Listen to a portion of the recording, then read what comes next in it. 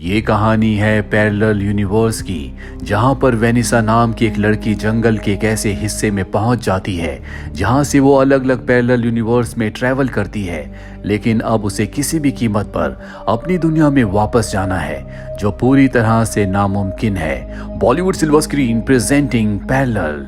कहानी की शुरुआत में हमें जंगल के बीचों बीच एक घर को दिखाया जाता है, जहां पर वेनेसा नाम की लेडी अपने हस्बैंड एलेक्स के साथ रहती है। वेनेसा बहुत ज़्यादा डिप्रेस है क्योंकि 1 साल पहले एक एक्सीडेंट में उसने अपने बेटे को खो दिया। इसके लिए वो खुद को जिम्मेदार समझती है क्योंकि उस दिन ड्राइव वो कर रही थी। हालांकि 1 साल बाद उसका हस्बैंड एलेक्स अब बहुत हद तक रिकवर कर चुका है और वो वेनिसा को भी समझाता है कि तुम्हें भी अब उस दुख को भूलकर जिंदगी में आगे बढ़ना चाहिए। लेकिन वेनिसा चाहकर भी अपने दिमाग से उस हादसे को नहीं निकाल पा रही होती। यहाँ पर एलेक्स का ब्रदर भी आया होता है। एलेक्स अपने ब्रदर को बताता है कि वेनिसा अकेले हाइकिंग पर जाना चाहती है। उसका ब्रदर कहता है कि ऐसा करना खतरनाक होगा क्योंकि कुछ वक्त पहले इस जंगल में एक प्राइवेट कंपनी बहुत सारे अजीब अजीब से एक्सपेरिमेंट्स कर रही थी, जिसके बाद बहुत सारे लोग गायब हुए और उस कंपनी ने उस पूरी जगह को ब्लॉक कर दिया और यहाँ से हमेशा के लिए चली गई। लेकिन एलेक्स इस तरह की बातों पर विश्वास नहीं करता क्योंकि कुछ वक्त पहले उसके पिता भी इसी तरह की बातें करते थे। उन्होंने इस जंगल के बारे में एक किताब भी लिखी थी जिसमें बहुत सारी इंफॉर्मेशन थी। एलेक्स का भाई कहता है कि वो किताब इस जंगल में कहीं खो गई। एलेक्स कहता है कि शायद तुम्हारा दिमाग भी पिता की तरह हो गया है क्योंकि वो भी इसी तरह की बातें करते थे। लोग उन्हें पागल कहते थे। तुम्हें इस तरह की बातें नहीं करनी चाहिए। और अब वेनिसा हाइकिंग पर जाने के लिए तैयार हो गई है। उसके निकलने से पहले एलेक्स उसे एक गन और एक वॉकी टॉकी देता है और कहता है कि अगर तुम्हें कोई भी परेशानी हो तो तुम मुझे वॉकी टॉकी से इन्फॉर्म करना। इसके बाद वेनिसा वहां से निकल जाती है। अब वेनिसा लगातार हाइकिंग करते हुए चल रही होती है, तभी कोई उसके ऊपर गोली चलाता है। वेनिसा पेड़ के पीछे छुप जाती है और जब वो पेड़ से उस तरफ देखती है जहां से गोली चली थी तो उसे अपनी आंखों पर विश्वास नहीं होता क्योंकि जिसने गोली चलाई है वो उसी का एक दूसरा रूप है। उसे लगता है कि बहुत वक्त से अपने बेटे की मृत्यु की वजह से उसके दिमाग पर गहरा असर पड़ा है, इसीलिए उसे सब कुछ दिख रहा है जो सिर्फ उसका वहम है। इसके बाद वो घर वापस आ जाती है। वो बहुत ज्यादा परेशान होती है। एलेक्स पूछता है कि क्या हुआ। वो कहती है कि मैंने जंगल में एक भालू देखा, लेकिन उसे पता है कि वेनिसा झूठ बोल रही है, जरूर कोई और बात है। और अब वो वेनिसा के पास जाता और पूछता है कि जंगल में क्या हुआ। वेनिसा की आंखों में आंसू होते हैं और वो अपने हस्बैंड एलेक्स से कहती है कि वहां कुछ नहीं हुआ, तुम यहाँ से चले जाओ। एलेक्स बाहर अपने भाई के पास आ जाता है। वो बहुत ज्यादा परेशान है। वो अपने भाई से कहता है कि 1 साल पहले मैंने अपने बेटे को खो दिया और अब मैं अपनी वाइफ वेनिसा को नहीं खोना चाहता। उसका भाई उसे समझाता है कि वक्त के साथ सब कुछ ठीक हो जाएगा। अब रात को जब ये दोनों खाना खा रहे होते हैं तभी वेनिसा इनके पास आती है। जहाँ एलेक्स का भाई ने बताता है कि बचपन में एक बार मैं पानी में गिर गया था, जिसके बाद मेरे पिता ने मेरी जान बचाई और ठीक उसी वक्त उसका राइट हैंड जख्मी हो जाता है। वो अंदर चला जाता है और अब आधी रात को वेनिसा जब नीचे आती है वो देखती है कि वहां पर उसके हस्बैंड का भाई ड्रिंक कर रहा है। लेकिन हैरानी की बात यह होती है कि उसका राइट नहीं बल्कि लेफ्ट हैंड जख्मी है। वेनिसा उससे बात करने की कोशिश करती है लेकिन वो अंदर चला जाता है। पर तभी दूसरे कमरे से एक बार फिर से वही आता है और इस बार उसका राइट हैंड ही जख्मी होता है। वेनिसा को कुछ समझ नहीं आता कि उसके साथ ये क्या हो रहा है, इसीलिए वो कमरे में आ जाती है। लेकिन वो एलेक्स को कुछ नहीं बताती। उसे लगता है कि उसकी दिमागी हालत खराब हो रही है, इसीलिए बार बार उसे अजीब सी चीजें दिख रही है, उसे भ्रम हो रहा है। और अब वो तय करती है कि अगले दिन एक बार फिर से वो जंगल में जाएगी जहां पर उसने अपने एक रूप को देखा था।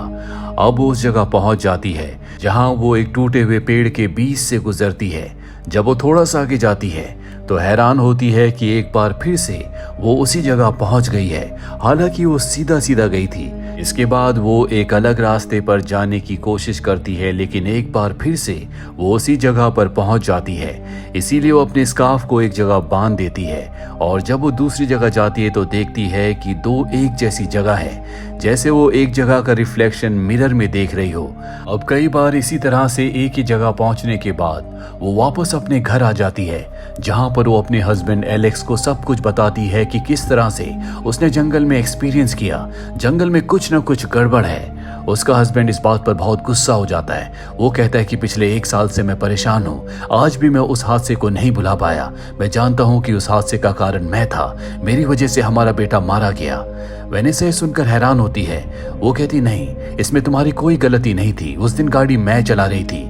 लेकिन उसका हस्बैंड कहता है कि गाड़ी तुम नहीं, मैं चला रहा था। तभी उसके हस्बैंड का भाई वहां पर आ जाता है। वेनेसा ये देखकर हैरान होती है कि उसका राइट नहीं बल्कि लेफ्ट हैंड इंजर्ड होता है। वो समझ जाती है कि वो किसी पैरेलल यूनिवर्स में पहुंच गई है, यानी कि हमारी अर्थ जैसी एक दूसरी अर्थ, जहां पर एक्सीडेंट के दौरान वो नहीं बल्कि उसका हस्बैंड एलेक्स गाड़ी चला रहा था। और इस बारे में अब वो एलेक्स को ज्यादा कुछ नहीं बताती। उसे पता है कि एलेक्स उसकी बातों पर विश्वास नहीं करेगा। साथ ही इस वक्त की इस दुनिया की जो वेनेसा है वो भी जंगल में गई थी। इसका मतलब ये है कि वो किसी पैरेलल यूनिवर्स में पहुंच गई है।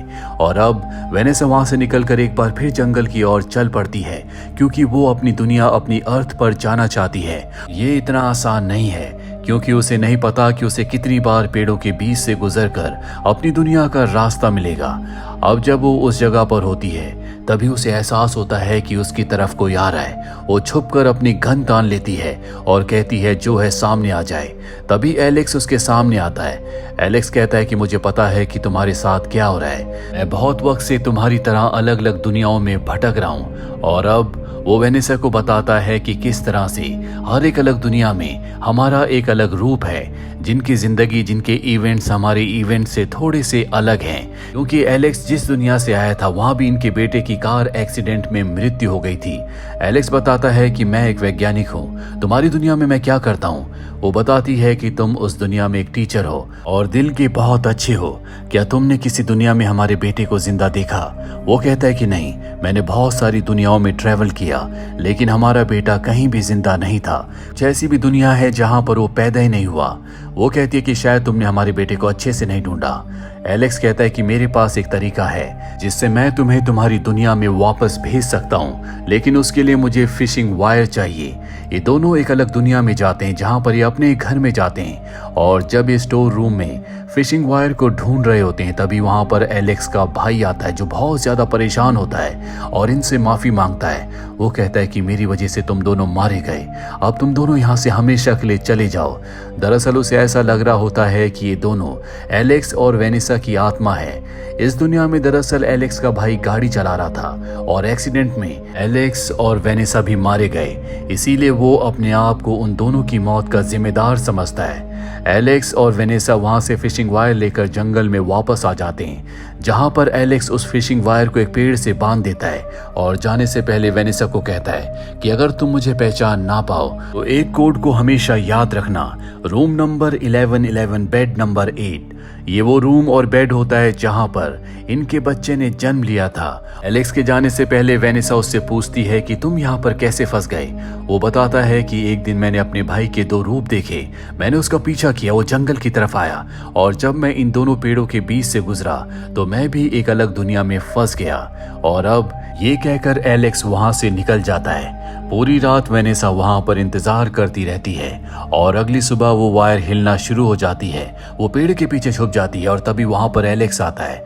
वो एलेक्स से पहेली पूछती है जिसका वो सही जवाब देता है। वेनेसा पूछती है क्या तुम्हें मेरी दुनिया मिली? वो कहता है कि नहीं, लेकिन अब मेरे पास एक तरीका है। हम इस दुनिया को अपना सेंटर पॉइंट बनाएंगे, जिसके बाद हम अपनी अपनी दुनियाओं को ढूंढेंगे और जब हम अपनी दुनियाओं में पहुंच जाएंगे तो हम उन दोनों पेड़ों को ब्लास्ट कर देंगे, जो कि एक ब्रिज की तरह काम करती है, ताकि कोई भी इस तरह से ट्रेवल करके हमारी दुनिया में ना आ सके। एलेक्स यहाँ से चला जाता है, जिसके बाद वो भी एक दूसरी दुनिया में पहुंच जाती है। वो अपने घर वापस आती है जहां पर उसका हस्बैंड एलेक्स शराब के नशे में बैठा होता है, जो उसे देखकर बहुत ज्यादा हैरान हो जाता है। वेनेसा एलेक्स से पूछती है कि तुम्हारे भाई का कौन सा हाथ जख्मी है। वो कहता है कि राइट हैंड। वो समझ जाती है कि वो अपनी दुनिया में वापस आ चुकी है और यही उसका असली हस्बैंड है। लेकिन इससे पहले कि वो अपने हस्बैंड को सारी बातें बता पाती, उसका हस्बैंड उसे बेहोश कर देता है और जब उसे होश आता है तो वो चेयर के साथ बंधी होती है और अब वो अपनी गन निकालता है क्योंकि वो उसे मारना चाहता है। दरअसल कुछ ही देर पहले एक और वेनेसा जंगल से आई थी जो बहुत ज्यादा जख्मी जख्मी थी, जिसके बाद उसकी मृत्यु हो गई और एलेक्स को लगता है कि हो ना हो इसी बहरूपिया लड़की ने उसकी पत्नी को मारा है। पर इससे पहले कि वो वेनेसा को मारता, वहां पर उसका भाई आ जाता है जो उसे ऐसा करने से रोकता है। इन दोनों के बीच में हाथापाई हो जाती है और तभी गोली चलती है जिससे एलेक्स की मृत्यु हो जाती है। इस बात से उसका भाई बहुत ज्यादा दुखी हो जाता है। वो वेनेसा को खोल देता और कहता है कि तुम यहाँ से चली जाओ, जिसके बाद वेनेसा वापस उसी जगह पर आ जाती है जहां पर वो एक दूसरी दुनिया में पहुंचती है, यानी कि एक दूसरी दुनिया के जंगल में। वो देखती है कि वहां पर एक एलेक्स की डेड बॉडी है जिसके हाथ की वेडिंग रिंग किसी ने निकाल ली है। साथ ही वो एक दूसरी दुनिया में अपने आप को, अपने हस्बैंड एलेक्स को और उसके भाई को देखती है, जो सब के सब बहुत खुश होते हैं। पर अब वो उस फिशिंग वायर का पीछा करते हुए उस दुनिया में उस जगह वापस पहुंच जाती है जो इनका सेंटर पॉइंट है। वहां उसे वही एलेक्स मिलता है जिसके साथ मिलकर उसने फिशिंग वायर को बांधा था। और अब वो एलेक्स कहता है कि मैंने अपनी दुनिया को ढूंढने की बहुत कोशिश की, लेकिन मैं अपनी दुनिया को ढूंढ नहीं पाया और अब मेरे पास एक ही तरीका है कि मैं किसी और दुनिया में उस दुनिया के एलेक्स की जगह ले लूं। दरअसल जो डेड बॉडी वेनिसा ने देखी थी, उस एलेक्स को इसी एलेक्स ने मारा था और अब वो उस दुनिया में जाकर उसकी जगह लेना चाहता है। वो वेनिसा को समझाता है कि तुम्हें भी ऐसा ही करना होगा, लेकिन वेनिसा साफ साफ मना कर देती है। वो कहती है कि मैं कातिल नहीं हूँ, जिसके बाद एलेक्स उसे कहता है कि मैं 1 घंटे में इस ब्रिज को हमेशा के लिए ब्लास्ट कर दूंगा ताकि कोई भी किसी दुनिया में ट्रेवल ना कर पाए। और अब वहां से वो उस दुनिया में जाता है जहां पर उसने एक एलेक्स को मारा है। वो उस एलेक्स को उसी गेट के बीच में रख देता है जो 2 पेड़ों से बंधा है। साथ ही उसके पास एक टाइम बॉम्ब है, वो बॉम्ब भी वहां पर वो फिट करके निकल जाता है। और अब 1 घंटे बाद एक ब्लास्ट होगा जिसके बाद ये हमेशा के लिए दरवाजे बंद हो जाएंगे।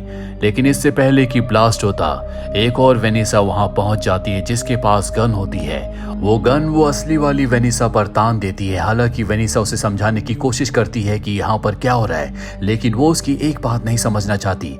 उसे लगता है कि उसके साथ कोई खिलवाड़ कर रहा है। इन दोनों के बीच में हाथापाई होती है जिस वजह से गोली चल जाती है और वो वेनिसा जो अभी अभी एक दूसरी दुनिया से यहाँ पर गन लेकर आई थी, उसकी मृत्यु हो जाती है। इसके बाद वेनिसा यहाँ से निकल जाती है, वो एक दूसरी दुनिया में पहुंच जाती है। वो बिना डरे अपने घर जाती है और सो जाती है। सुबह उसकी आंख खुलती है, वो खिड़की के सामने खड़ी होती है जिस तरह से वो इस कहानी की शुरुआत में खड़ी थी। और तभी एक पक्षी खिड़की के ग्लास से टकराता है। इसके बाद वो बाहर आती है जहां पर उसका हस्बैंड भी आता है। एलेक्स उसका हाथ पकड़ लेता और कहता है कि मेरी मॉम कहा करती थी, अगर इस दुनिया से कोई जाता है तो इस दुनिया में कोई आता भी है। हालांकि वो अपनी उस दुनिया में जहां पर एलेक्स उसे समझाने की कोशिश करता था कि हमें अब जिंदगी में आगे बढ़ना चाहिए, हमें पुरानी बातों को भूल जाना चाहिए, लेकिन उस दुनिया में वो उसकी बातों पर ध्यान नहीं देती थी और हमेशा परेशान रहा करती थी। पर अब उसे इस पूरी जर्नी से समझ में आ चुका है कि जिंदगी में आगे बढ़ना बहुत जरूरी है। पुरानी बातों को याद करके हमें अपनी आने वाली जिंदगी को और प्रेजेंट को कभी खराब नहीं करना चाहिए। इसीलिए वो अपने हस्बैंड एलेक्स को गले से लगा लेती है, जिसके बाद वो अपने बेटे के कमरे में आती है और ये देखकर हैरान हो जाती है कि उसका बेटा जिंदा है। दरअसल वो एक ऐसी दुनिया में पहुंच चुकी है जहां पर उसके बेटे का कभी एक्सीडेंट हुआ ही नहीं था, लेकिन यहाँ की वेनिसा गायब होती है। दरअसल जिस वेनिसा को हाथापाई में गोली लग गई थी, जिसकी मृत्यु हो गई थी, वो इसी दुनिया की वेनिसा थी। यानी कि अब वो वेनिसा इस दुनिया में कभी नहीं आएगी और ना ही कोई दूसरी दुनिया से अब किसी दुनिया में जा पाएगा, क्योंकि एलेक्स ने अब तक ब्लास्ट करके उस दरवाजे को हमेशा के लिए बंद कर दिया होगा। आपको क्या लगता है इस कहानी की एंडिंग में क्या होना चाहिए था? कमेंट बॉक्स में जरूर लिखें। उम्मीद करते हैं कि आपको ये फिल्म, ये कहानी जरूर पसंद आई होगी।